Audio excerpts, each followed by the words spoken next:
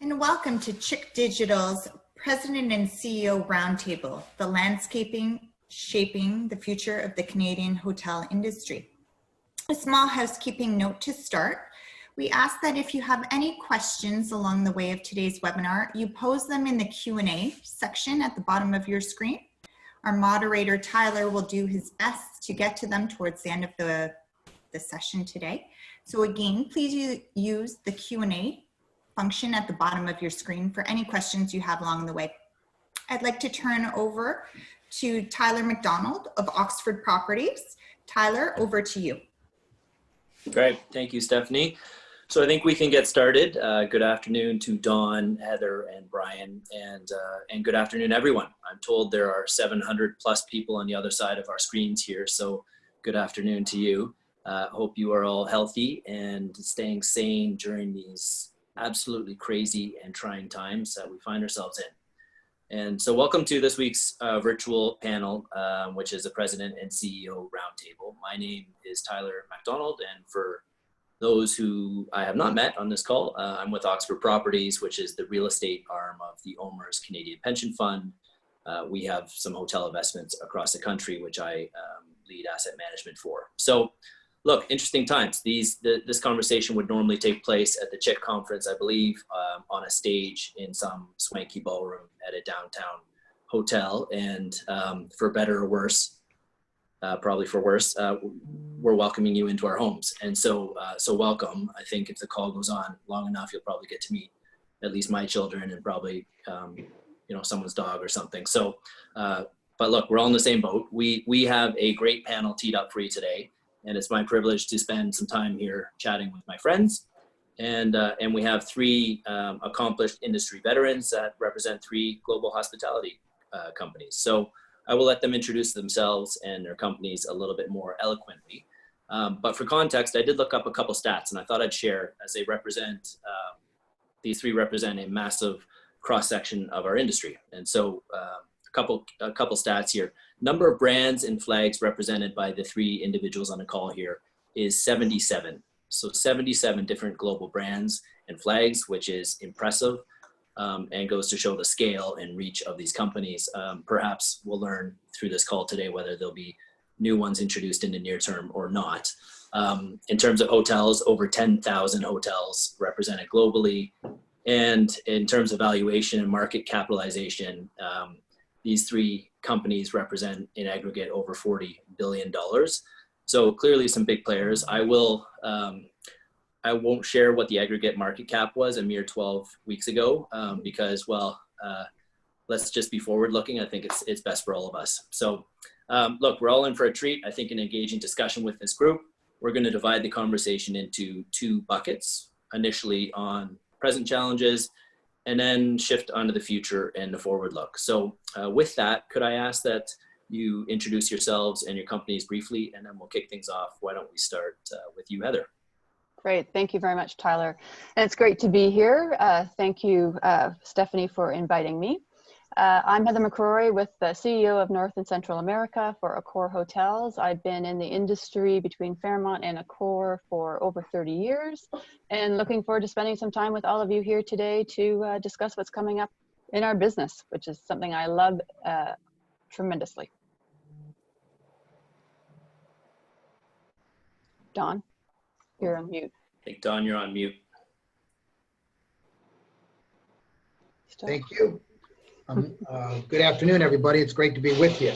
I'm Don Cleary with Marriott Hotels of Canada. I lead our team in Canada. We have of course, we have a little over 7,000 hotels globally, but in Canada, we have 250 across 22 of our 30 brands. So we have a very good cross-section of the various tiers of the industry represented today that I'll speak for on behalf of our Canada team. And I'm Brian Leon, President of Choice Hotels. Thank you again for having me, and Tyler for hosting this. Heather and Dawn, great to be on the panel with you guys. I've been at Choice for about 13 years now. Prior to Choice, spent many years in the hospitality industry in the world of franchising, and And I think the only thing I'd add is I had my first haircut in 3 months about 3 days ago. So to get myself ready for this, my hair was actually down to my shoulders. If you can believe that. Maybe not quite down to my shoulders, but my daughter cut my hair. We just graduated from dentistry school. Cut my hair on Sunday, so that was a bit of an experience. But anyways, great to be here. Thanks, Brian. I don't know if your daughter is offering any black market side hustle business, because I'm sure it would be lucrative. Good. So let's jump right in. Thank you for that. Could we start by just asking you to paint the landscape for us, give us a sense of current state of affairs and today's priorities for you? Why don't we start with you, Don? Sure. I guess I'd describe the current state of affairs in Canada as low gear. We currently have 70 of our 250 hotels closed. That's about 30%. They have pretty much been at that pace for well over a month. We went through a period of closing a number of hotels, but it's been fairly stable. We've had a couple of hotels open in the last week, but we don't have a big rush of those closed hotels to reopen.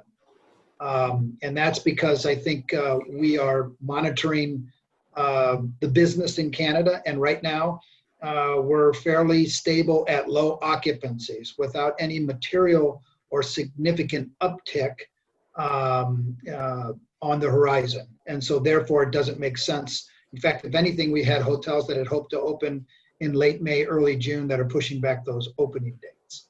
So that's sort of currently where we are.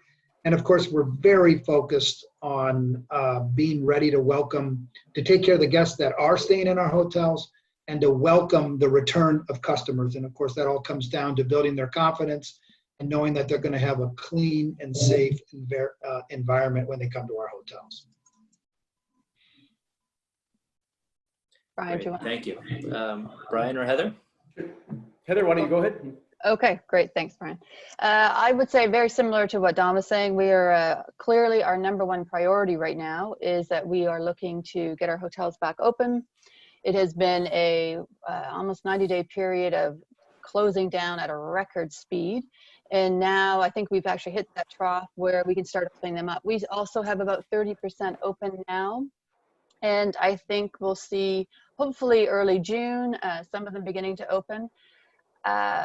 Where there was maybe some more optimism a little earlier, I think some of the ownership groups in conjunction with us are thinking about maybe pushing it back a little bit in some cases, depending upon where the city is and depending upon what they think the demand's going to look like.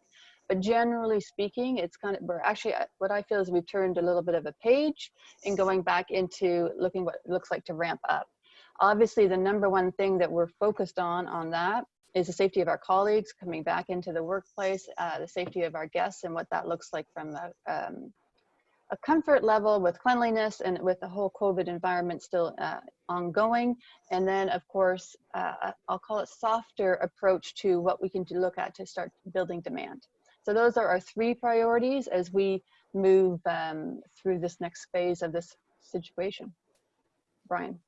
And our situation is not a lot different in terms of closures. We peaked at 64 of our 330 hotels being closed. That was about 4 weeks ago. We're down to about 50 closed hotels right now. So about 15% of our system, we were close to 20% closed at the peak. We have seen a modest uptick in business over the last sort of 3 to 4 weeks. Our hotels, as many of you know, are largely secondary and tertiary markets, a lot of rubber tire business. So we've got much less of a presence, Heather and Don, than you guys have proportionately in the major urban markets that I know have been hit a lot worse. And just, in terms of our priorities, we're a 100% franchise organization. Our biggest priority is just the health of our franchisees, financial and otherwise. And, our biggest priority right now for our team is just being the best partner for them that we can be. These are extraordinarily difficult times, and we just want to help them navigate through this. We take a look at our typical hotels, and the biggest bills that our hotels have are their mortgage and their bank, or rather their mortgage and their payroll.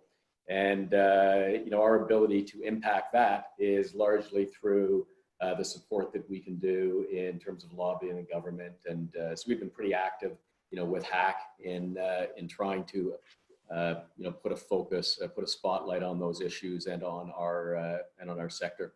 And we are focusing on the recovery a little bit right now. I mean, certainly more than we were a few weeks ago.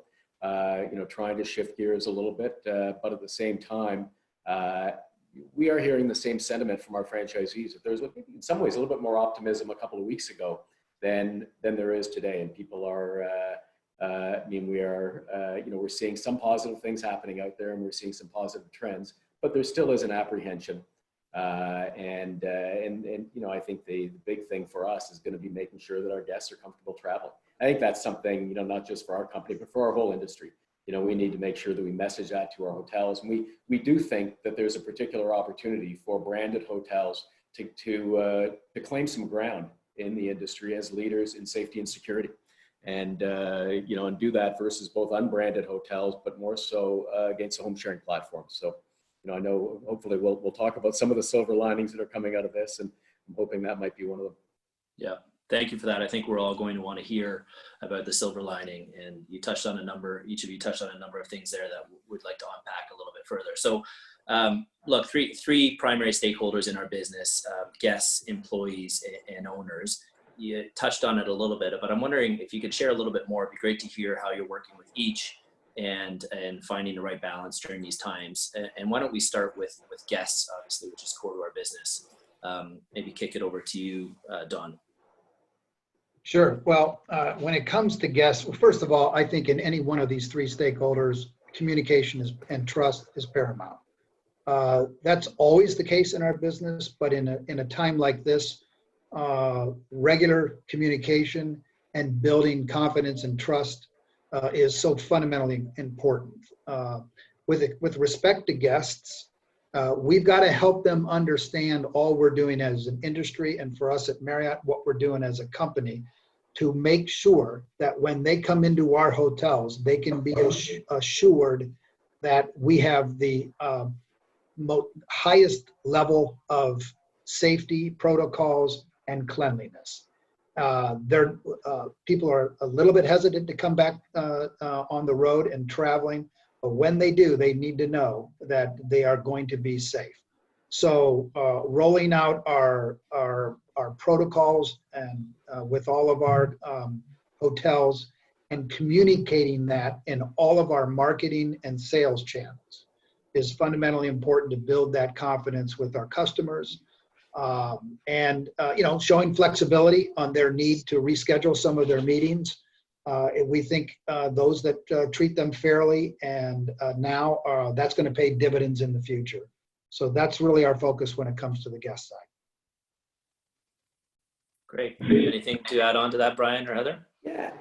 I'd say, for us, and I think this is probably true of all three of us. I think our company was pretty quick to adjust cancellation policies. We had to do that.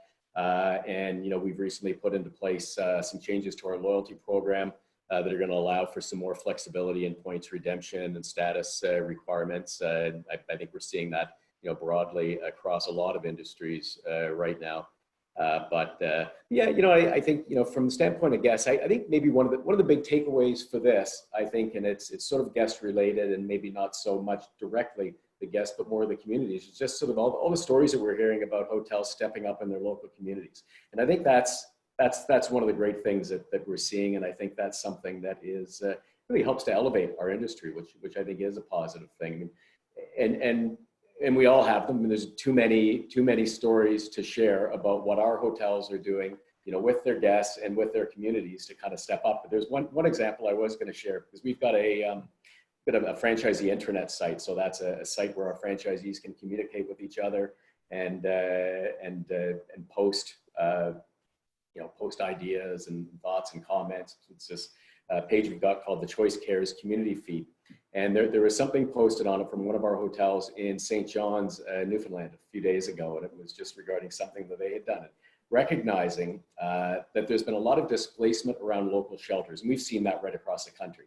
With the shelters not able to take in the number of people that they would normally take in. and you end up with, the community's most vulnerable people moving around, often with nothing more than garbage bags to transport their things.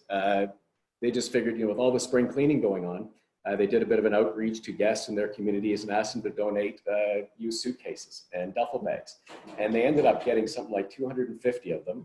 They got Orkin to come in and do with a bed bug dog to make sure everything was safe and to distribute and to make sure that the hotel space was safe. And I just thought, wow, that's just such a great idea of something that a hotel can do at a time like this to support their community. And and guests will appreciate that. And I think that is, again, if there's silver linings in this, it's those types of stories. There's enough negative stuff going on that I don't know. I find it kind of nice to actually focus on some of the positive stuff that we hear about. Yeah. Totally agree. Thank you for sharing that. That's powerful. I think that's hospitality in its purest form. I read a letter, Don, from Arnie yesterday or the day before, where he talked about these moments of humanity that are being seen in all of our organizations. So incredible to see, and I think we need those stories. So thank you, Heather. Yeah, the only thing I would add is I would agree on what you just said, and the community effort and actually engaging with the local community, I think, has been a phenomenal part of what's happened over this period of time. But on the cleanliness side of the equation, I actually think our brands are at a tipping point of consumer confidence, because I really do believe this is a incredibly important part for all the obvious reasons, but also because it's that trust issue that Don was talking about. It can't be that somebody arrives late into our hotels and the night audit person or the night guy doesn't have the rules and it does understand what has to be done. And so the whole training and getting everyone from an engaged perspective to really buy into what we're trying to do. And that this is not sales and marketing. This is not about the fact that we're doing this and it's a brand thing. It's actually that we have to actually have it grassroots in every one of our hotels. And I think the trust side of that is going to be an incredibly important part of the go forward.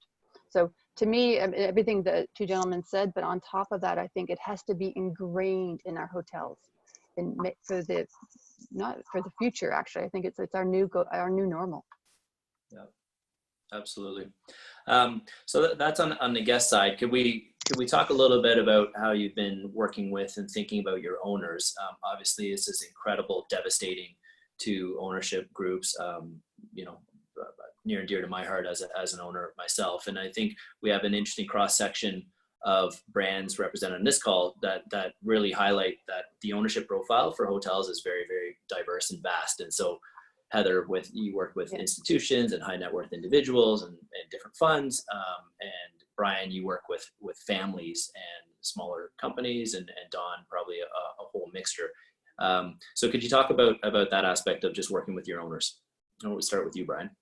Sure. Yeah. I mean, I think what I would say about our owners and, the profile of them, you're right. An awful lot of families, people that you can go into one of our hotels and you may see an owner working in the hotel and family working in the hotel. And I think that's one of the things that's kind of special about so many of our properties. And what I would say is the resiliency of our franchisees is something that I find just, remarkable. We've got over 330 hotels across the country, but our company's small enough that we know all of our franchisees. We know their stories. And we know that so many of our franchisees have already overcome so much in their lives that this is a bump in the road for a lot of them. I mean, and at the same time, we know that for many, this has placed just an enormous strain on them, and that can really take a toll. So as I said, our objective is just to make sure that we're supportive in whatever ways, we can, recognizing that's going to be different from hotel to hotel. I think that's the kind of the challenge for us and the opportunity for us is to figure out what it is that our individual hoteliers need. And Don's point about communication, I think, was bang on. That's probably the biggest thing that we've been really focused on is communication. We've done virtual town halls. We've got our intranet site we call InTouch, that provides information and resources. One of the challenges that so mmany of our hotels have, so they've got so much coming at them. There's a lot of great information out there. I mean, you look at what HAC is putting out, you look at what the governments are putting out, but how do you navigate through it all? There's almost too much there. So we've put a real effort into trying to collect and streamline and put that information all into one place so that across the country, hotels, can look up information on their province. They can look up, all the different resources. We just, we figured that that's one area we can really be a supportive partner for them, is in, providing a kind of a conduit to get all that information, share ideas with each other. Mm-hmm. Go ahead, Don. Yeah, well, look, there's not a lot of good news anyone can tell a hotel owner these days. I mean, I'd say that the vast majority of hotels in Canada are running operating losses, which puts a lot of strain and stress on our owners. So communication is paramount. From our perspective, we need to stay in regular contact to help them understand what we're doing to reduce costs and drive what business is out there to the hotels. B, we have to help them navigate the government relief efforts so that they can take advantage of things to mitigate the expenses to themselves. And then lastly, we need feedback.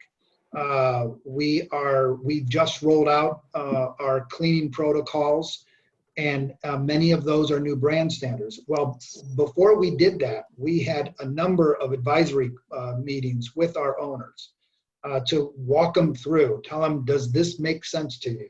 We needed that input, and we need their buy-in to that because we're all in this together. And beyond that, we try to have a regular cadence of webinars where we give our updates to our owners and take any questions they have.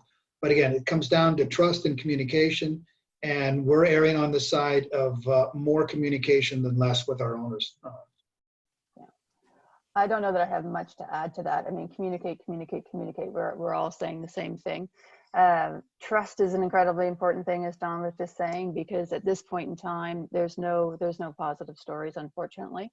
And you have to work hand in hand with them. So we, in our situation, both US and Canada, but we have regular communication, which I guess, Tyler, you get every single week when I send it out, but we're kind of summing up everything that's going on, much like Brian's doing, to try and consolidate it and kind of weed through all the clutter of what's out there, but what's important to the owner. And then obviously ongoing communication.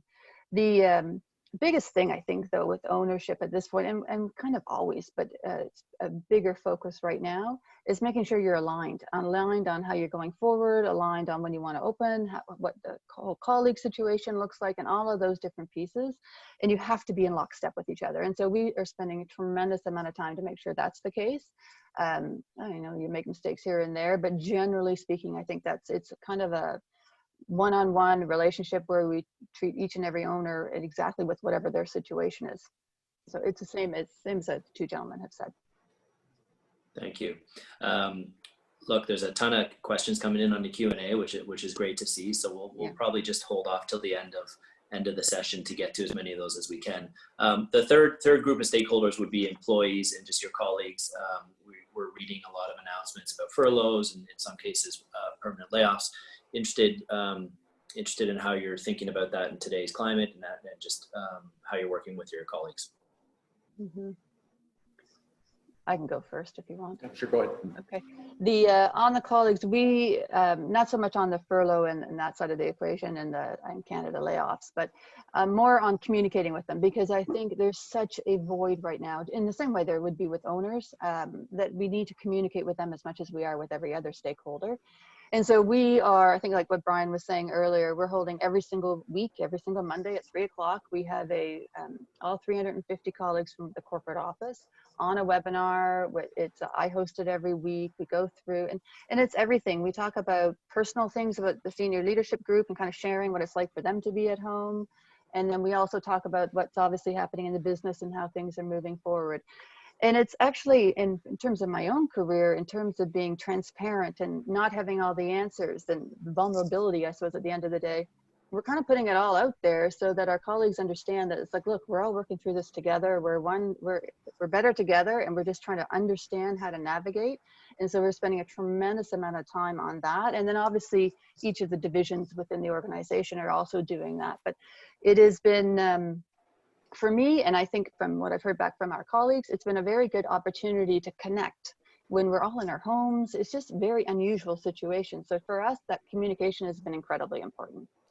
Yeah, and I would agree with that. I mean, that's, I mean, I think, communication, critically important, given that, given what everybody's going through right now. Like most companies, we have a certain number of our employees that are on reduced hours, and that's a tough thing for them. And, so I think particularly the communication to them is critically important, and I think that for, one of the messages that I think is really important for them to understand is that the reason they're on reduced hours and not other people has nothing to do with them being any less valuable to the company. It just has to do purely with the role that they are playing in the company. Some of our team are busier than they've ever been right now, and others just can't do what they normally do because of, the situation that we're in. So that's just something that, I think we need to talk through with them. I think, the whole work from home thing, it's interesting because, I think for many of us, in some ways, it's actually better than we thought it might have been because of things like Zoom and our ability to communicate. And I'm actually seeing more of our people that are remote than I'd ever see, just because we're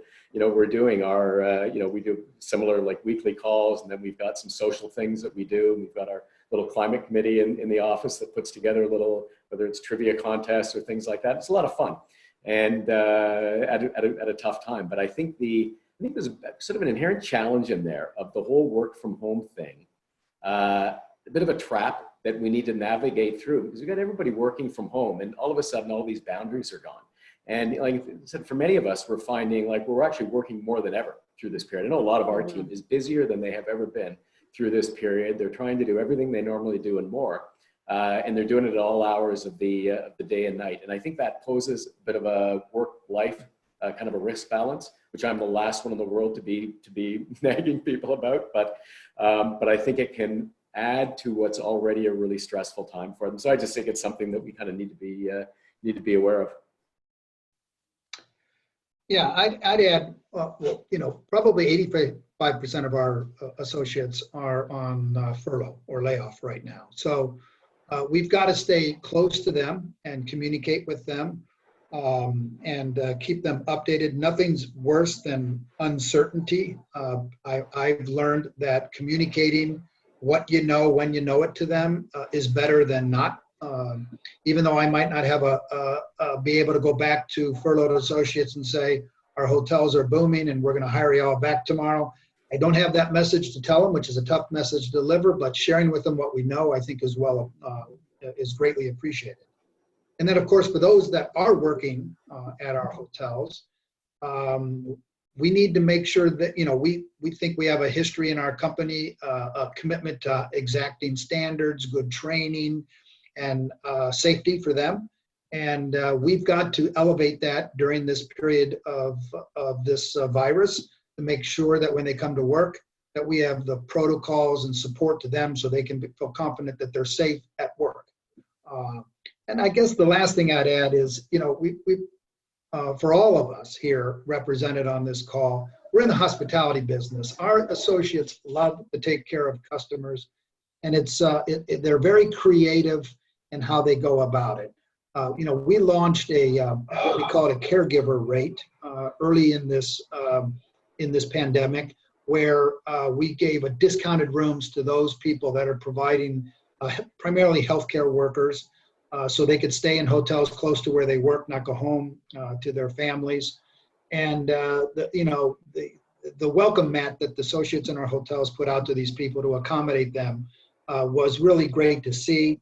And of course, we've all seen the horizons in our cities where a lot of our empty hotels have lit up with messages of support to healthcare workers, with hearts and support to the community. That was all organic and started with associates in our hotels. And so letting them express their care and concern for their guests, even when there's not many in our hotels or when they're still laid off, has been, I think, one of the positive things to do with our associates during the pandemic. Thank you. So each of you has touched upon a topic that I want to move to next, which is government response, and incredibly important. Over the course of the last, 10 or 12 weeks, we've seen significant response kind of in different jurisdictions, but most relevant to us here in Canada. And so, look, quick shout out to Susie and the team at HAC for their enormous effort in this and supporting our sector. I think that is appreciated by all of us. But interested in your thoughts on and reactions to what's working, what's not working, is it enough, and what the future might look like. Yeah. I mean, I'll offer a few comments. I mean, I'd say, going right back to the early stage of the crisis, we were really pleased to see that hotels were designated by the government as an essential service. And it wasn't like that in all parts of the world, but I think it was an important kind of a first right call. And it has become, through this abundantly evident that hotels are absolutely part of the critical infrastructure for our communities. I mean, we see hotels being used by hospitals for overflow, for temporary housing, for first responders, healthcare workers, and critical infrastructure workers. So I think that was a good start. Generally, I mean, it would be easy to nitpick about a whole lot of things, but I think generally the government's been doing a pretty good job on this. That would be my view. I think there are things we could point to that haven't been ideal, but I think they have been responsive. I think they've taken some bold actions, and I think absolutely HAC has done a great job to advocate for the industry. And I think the government has been listening. I talk to Susie frequently, and I know at different levels of the government, very high levels of the government, she's in ongoing contact with them, and they are coming to her for guidance and advice. And I think that's great for our industry to be in that position where we actually have the ability to influence programs, and I absolutely think that has happened. We can see ways in some of the actions the government's taken where they have been very much taking into account the feedback of our industry. Yeah, I'll go next. I think the government was relatively quick to respond. We're talking about distributing billions of dollars and passing that on a fairly short time frame. So we're very grateful for those efforts. I too want to do a shout out to HAC and to TIAC and all those two agencies have done on behalf of our industry. I think the wage subsidy, well, I step back and say, from our perspective, we need to do two things: take care of our owners that own these hotels and take care of our associates who are on furlough. Those are the two tracks that I think are so important. And for the owners, I think getting them through this, they were all very strong, healthy businesses before this pandemic. And when this pandemic is over, they will continue to do so. So the relief efforts have to be focused on carrying folks through this crisis. The Wage Subsidy Act, we all know it as CEWS, I think has just been fabulous. And a week ago, it was extended through the summer. That has been enormously helpful by alleviating the burden of the costs for a lot of those folks remaining, and in some cases for associates that have been able to been brought back on the payroll. So I think that's just been a very well conceived and executed program. Of course, there's been the deferral of HST and GST. There's been some deferrals of taxes, all welcome. The loan program, let me get the name right, the BCAP, the Business Credit Availability Program. What I'm seeing is that program isn't working as well for as our owners as I think we'd all like to see. My experience is that most of our owners are working with their private lenders on various loan deferral and restructures, and have had pretty good success in that regard up till now. I do think, however, that a lot of the relief that the government gave and a lot of the relief that the private lenders have given was conceived at a time when I think we thought the recovery might be quicker, and it's turning out that it's going to be. So I do think we're going to need continued long-term support for our owners, and as we get further into this. And right now there's some glitches, and I describe them, I guess, as bureaucratic issues related to the loan program that the government has. So of course we're working with HAC and TIAC are advocating on our behalf to modify those programs so that they can be available to our owners if this thing drags on longer. But overall, like I said, I'm appreciative of the response that the government's had, and we're going to need more as we get into the second half of this year. Yeah. So I think Don kind of covered it all. So I don't think there's anything I would add other than I'm looking for support as time is right. And I know they're working through it for Destinations Canada so that we can really do that local backyard marketing when the time is right. I think everything that the two gentlemen have spoken to up to this point is been very helpful in varying degrees, but they're definitely, I think HAC and TIAC have tried to help navigate through that. So I think that's all very positive. But going forward, once we're past the support side, Destinations Canada is something we're going to need desperately. Lots of support in that particular regard.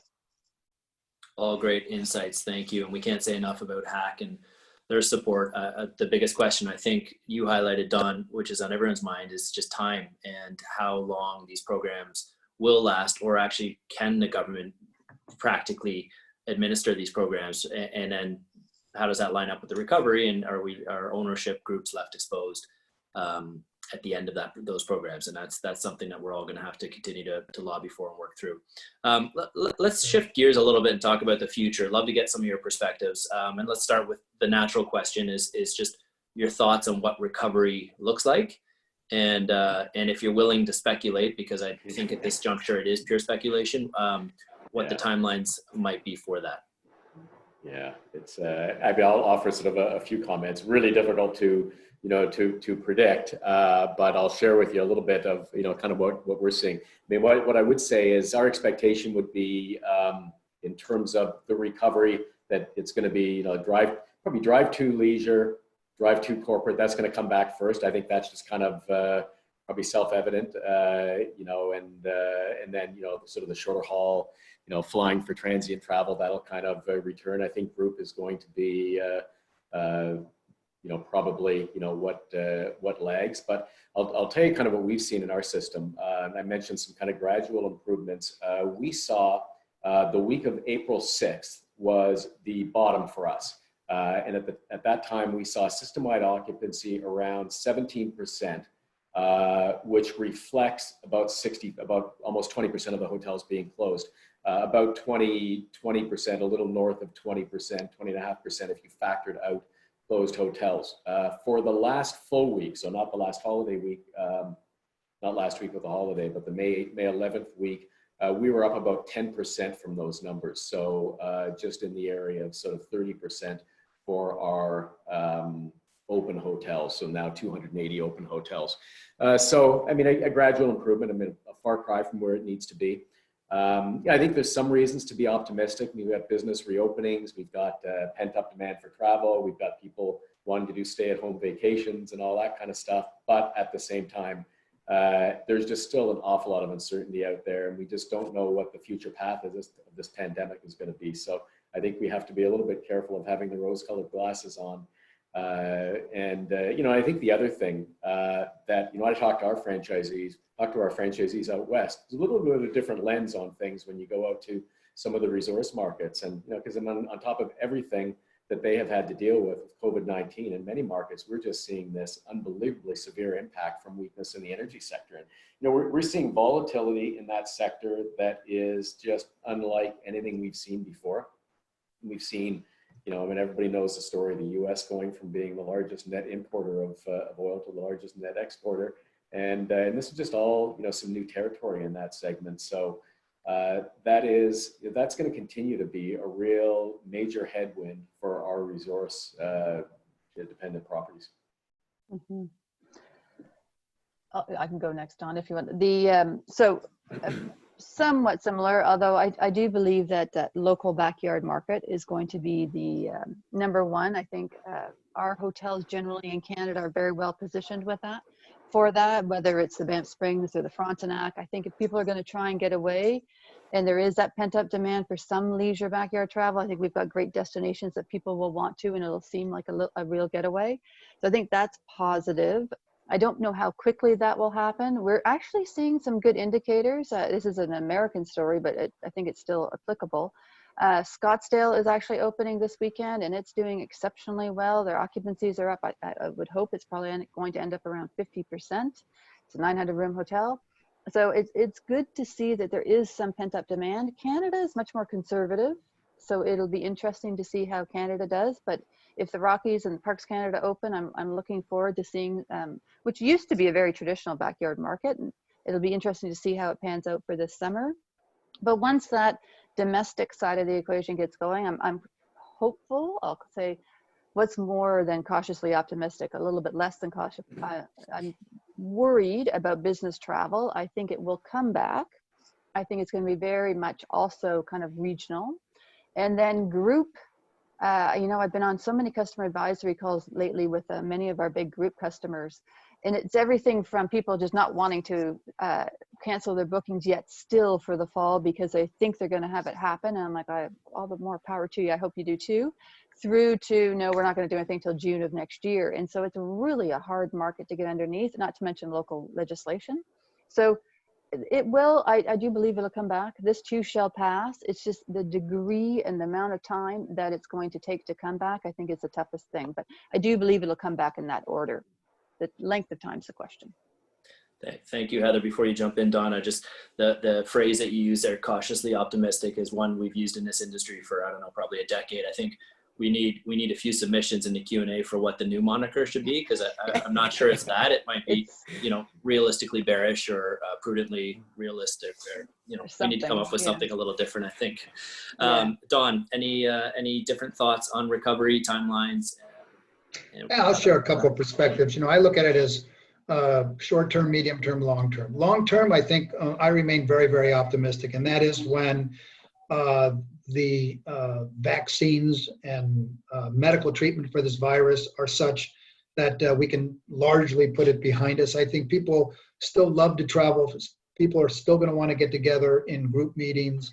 So long-term, I think I still feel confident about our business. People love to explore. We're going to be fine. The issue is how long that will take. And again, much of that's going to be dependent upon the medical developments with respect to this virus, such that it gets to be no worse than seasonal flu. I think in the short run, I think the recovery is going to be slower in Canada than what we're seeing, for example, in the United States and other parts of the world. The good news is we think eventually Canada will follow what we're seeing in these other markets, but I think Canada's been more cautious and thoughtful in their reopening, maybe conservative for another word, in an effort to truly control the virus. And of course, that has a big impact on bookings. We're seeing some big bookings in some of our states in the US where they've largely lifted a lot of the stay-at-home and business restrictions. There is pent-up demand out there to get out and do things. And I think as soon as we are able to do that in Canada, the Canadians are going to get out there and start that drive-by leisure market is going to go. We're already seeing that in search on our sites. People are looking for places to go this summer in Canada. Canadians are. So we know that demand is out there. We've also, as everybody on this call knows, we've had a very, very chilly May and spring in Canada. And I think some of it is the weather hasn't made people want to get in their cars and get out too. So, and that's as we see the warmer weather in some of our southern states in the United States, that's where we're seeing some pretty significant demand in leisure destinations. Right now, most of the business we're seeing in our hotels is COVID related, first responders, military, government kind of business. So the extent of normal business is pretty small. If there's, you know, we call them green shoots, looking for any signs of optimism. I will say that, of course, bookings are way down and cancellations are way up in all of our hotels, and I'm sure all are across the industry. But we are beginning to see the cancellations they're still high, but they're less high. They're coming down a little bit, and new bookings are beginning to creep up. So those are early signs. Most of that's for the group businesses for a little bit in the fourth quarter and a lot in 2021 and beyond. So there is demand for that group business out there. And again, I think it's going to be the drive-by leisure market this summer, a little bit of business transient, some project work we're seeing pop up. But it is going to be long, and I don't venture to say how long it'll be till we get back to normal. I think again, that's all going to depend on the medical solutions to this virus. Thank you. Great answers from all of you. It's so much uncertainty. I will just say, you all three of you mentioned the drivable kind of rubber tire leisure market. That seems to be the prevailing industry consensus of the first segment to recover. We're going to test that theory and thesis June 1st when we reopen some of our resorts in Western Canada. Heather, you would know the Banff Springs and Lake Louise, etc. I will say, just for, I don't know, 750 of my closest friends on this call now, just for some context, we launched 48 hours ago, we launched a marketing campaign to target the backyard and to demonstrate that we are open and get that message out. And we had 3,000 room nights booked in the first 48 hours on a go-forward basis. I just share that just for a little bit of optimism for everyone on the call, that I do also believe that there is some pent-up demand for Canadians that are squirreled away. Who on this call wouldn't love to get in their car and go through one of the Fairmonts in Banff? Yeah. You're all welcome. Or across Canada. That's right. We all want to get out of our house. That's right. Look, I've heard so many different letters of what the recovery curve looks like. People started talking with a V, and then I think it moved to a U or a L or a C or a W or a zigzag or a Nike swoosh. And it's just, no one really knows it. Which camp might you, if I pressed you a little bit further in terms of timelines on recovery, which camp would you fall into in terms of whether we're talking a year or two here or much longer for protracted recovery? Nike swoosh camp. Nike swoosh. Yeah. I heard a new term today. It's called a shruggy. And I'm like, okay, what is that? Like up and down, up and down. I'm like, what is that? But I was a Nike swoosh. I just think my swoosh is getting a little bit longer. Okay. Good. So look, we all want to believe there is a silver lining to this crisis. Are there any positives that you can share that you think come out of this, either for you personally or for the business or the industry at large? I'm happy to jump on that if you want. I mean, I've already said, yeah. I mean, I think there are a few. I think it's an expression that a crisis can be a unifying event, and I think we're kind of seeing that. What I'd say is I think it's really nice to see the collaboration that's happening across the industry, and much of that through our own sort of collective support of the work that HAC is doing. But I think that's really a positive thing for the entire hotel industry. And as I said earlier, just nice to see the role that hotels have been playing in supporting their communities. For us, we kind of take a look at it. We say, well, when we look back on this, what do we want to be looking back on? And my objective for our company is just, this is something we talk about internally with our team, is that when we come out of this, we want a relationship with our community of franchisees stronger than ever. Like we want them to see us as having been a supportive partner, through something that none of us, could have expected was going to happen. And that as difficult a time as this has been for everybody, that, that we stood together. And, and I think that probably a silver lining for all three of our companies and for the industry is hopefully that hotels increasingly will see the value of being part of a strong brand system. I mean, we actually expect to see some growth in conversion of hotels because hoteliers will see the value in being part of a great brand system. I think it would be that guests feel a greater sense of safety in choosing a branded hotel, and then that consumers generally turn towards hotels for their accommodation needs and away from home sharing platforms if we can communicate the message, if we can make sure that we're executing the way we need to execute and that we're communicating that to guests. So if we can do that, there can be a silver lining for the industry. Well said. Don?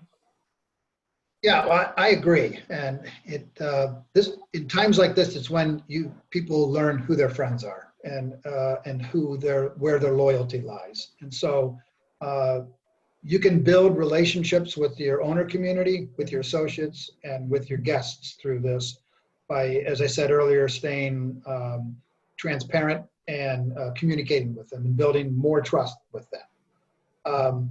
I agree with what Brian said, that the new levels of cleanliness and safety in hotels that are going to come out of this are things that will probably last longer, because many of them will be good practices just in general. So getting buy-in for that is going to be fundamentally important. One sort of technical thing that I think is going to come out of this is we were, of course, well down the path before this pandemic with moving towards keyless entry, mobile check-in, skipping the front desk, mobile chat. And I think, the take rate on that was gradually trending up. I think we're going to see a spike in that. I think the touchless interactions, the ability to skip the front desk, I think it's going to really catapult the adoption of that technology. For any of you that have used mobile key, once you get used to it, you never go back to the front desk. And so I think this is going to help in that global initiative for us that was in place well before the pandemic. And I guess the last thing I'd say is, we're really all in this together. To beat this virus, we're all it's going to take buy-in everywhere. All of us brands are laying out our brand promise of safety and security and proper social distancing in our hotels. But it's also going to take the buy-in from our owners to support those efforts. And more importantly, our customers. Our customers are going to have to follow the rules we lay out. And if we do that right, we're going to build trust, and we're going to get back to good occupancy in our hotels faster than if we don't follow those protocols. Mm-hmm. Thank you. I was speaking with a friend this morning, and he said we've now moved to the brand sanitation wars, and that's the era that we're in right now. But I think it's incredibly important to instill confidence. I totally agree. Heather?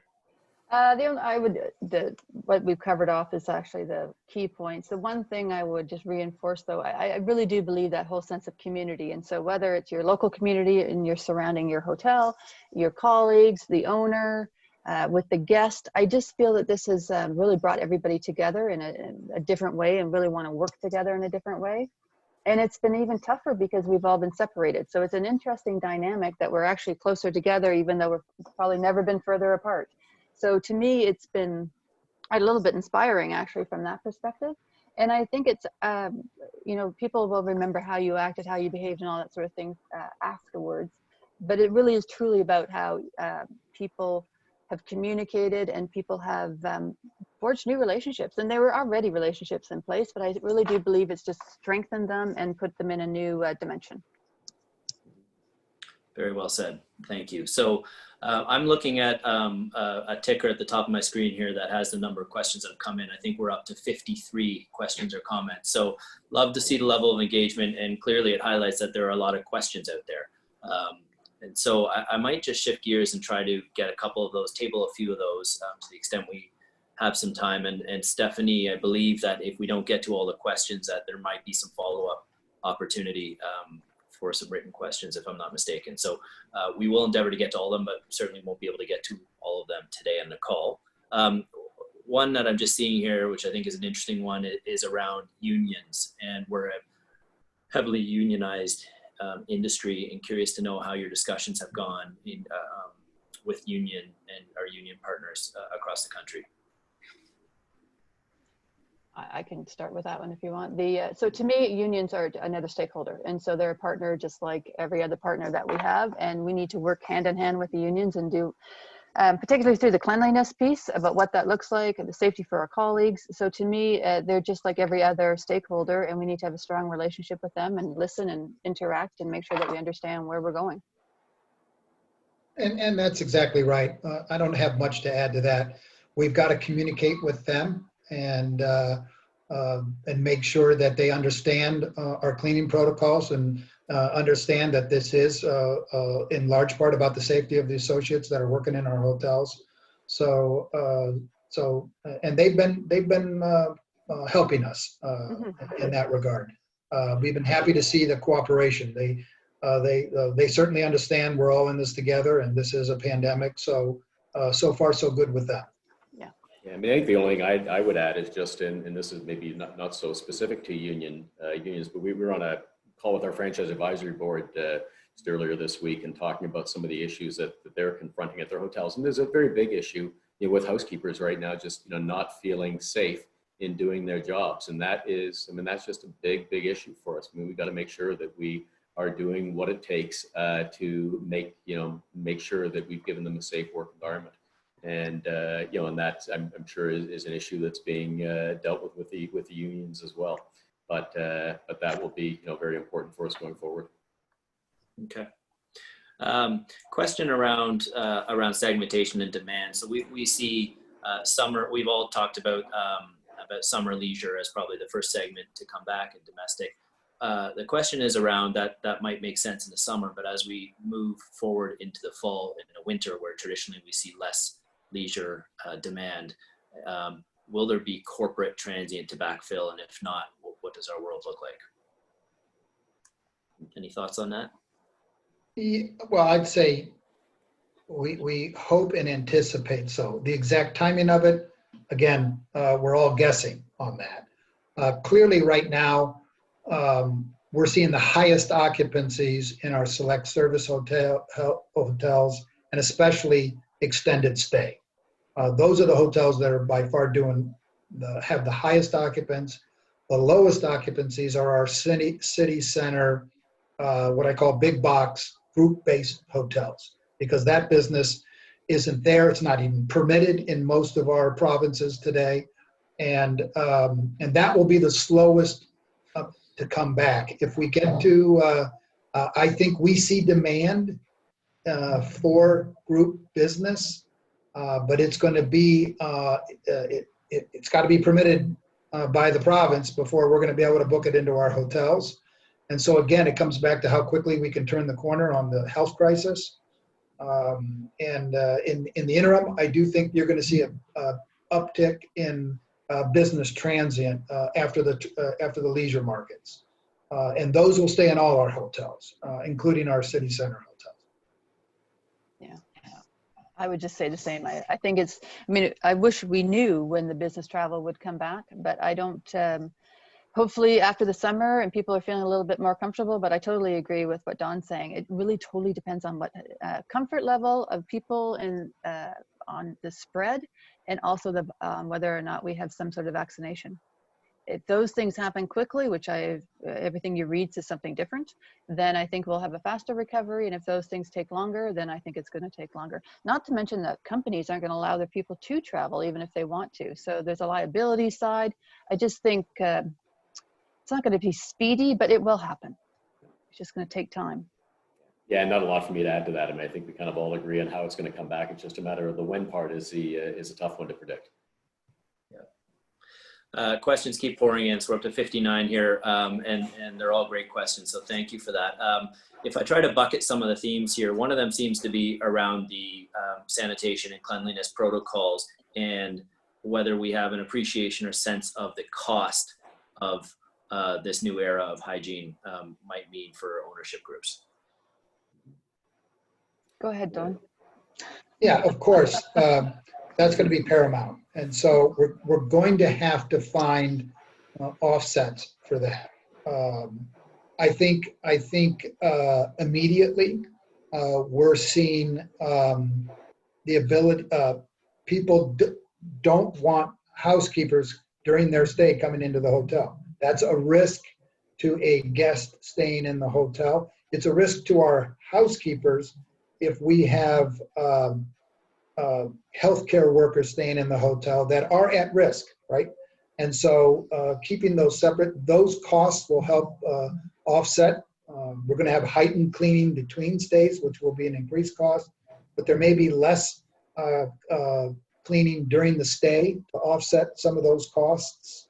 And of course, at a corporate level, we're looking what we can do to reduce some of our affiliation costs to help offset this. So, but it's front and center for us. We know that we have to build trust and confidence, and that's going to take some costs. And then we have to pivot and see what we can do to offset those costs.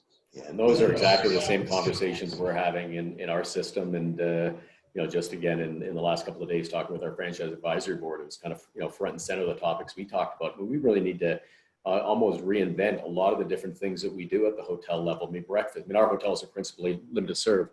You know, so breakfast is a big issue for us. You know, figuring out what breakfast is going to look like, and it's probably not going to look like what it used to look like anytime soon, if it ever does again. I mean, I think I absolutely agree with Don in terms of you know, housekeeping, kind of on-demand housekeeping during stays, intensified cleaning between stays, you know, which comes with a cost, but you know, hopefully offset by on-demand cleaning during the stays. You know, maybe a reduction in breakfast costs by the time the smoke clears. So, and definitely elevated cleaning and conspicuous cleaning in the public areas. We think that's really important. And you know, and I think it's even going to translate not just into operations, but into design of our hotels. And you know, the way we design our space. You know, so I mean, I think there's going to be a whole lot of work that we need to do as an industry to kind of reinvent the way that whole guest experience you know, works, and ensure that we're providing safety. But to, you know, I think it was Don's point earlier about we're in the hospitality business. At the end of the day, we're in the hospitality business, so you don't want people coming into the hotels and, you know, feeling like a hospital or a county jail. It's a hotel, and you know, and we've got guests who are inherently social. And, you know, as much as we want to decrease those touch points between our staff and our guests, at the same time, you want to make sure that we're giving a guest experience that is, you know, that is what they're looking for. Yeah, I would say the same thing. We took step by step the entire guest journey as they're coming through the hotel, trying to make sure that you don't load on cost. If you have to load on cost on one spot, that you can actually maybe offset it in another. And so we did the actual interactions, what that would look like in terms of mapping it out. And then on top of that, there's no doubt about it, it costs more. It's not the same as it was before, and it costs more money. And so how do you offset that with other areas? And we're still working through it. I can't tell you that we have a silver bullet on it yet. But clearly, we just can't load it onto the owner. So we're working through what that looks like in terms of offsets in other areas, whether it be corporate costs or whether it is service level changes that are just different than what we have today. Great, thank you. So I'm conscious of time. We're 3 minutes past the hour. I see Stephanie popped up probably to tell some music on or tell us wrap it up. So over to you, Stephanie. Thank you, Tyler, Brian, Heather, and Don for all of your great insights today. We're certainly looking forward to brighter times ahead. Stay tuned for answers to your many questions. We will do our best to get our panelists to weigh in on them. I know we didn't have enough time to go through everything, so we will do our best to email you answers as they come. Also, stay tuned for our next hotel and hospitality webinar coming up in 2 weeks. Details will follow. Have a great rest of your day, everybody, and thanks again.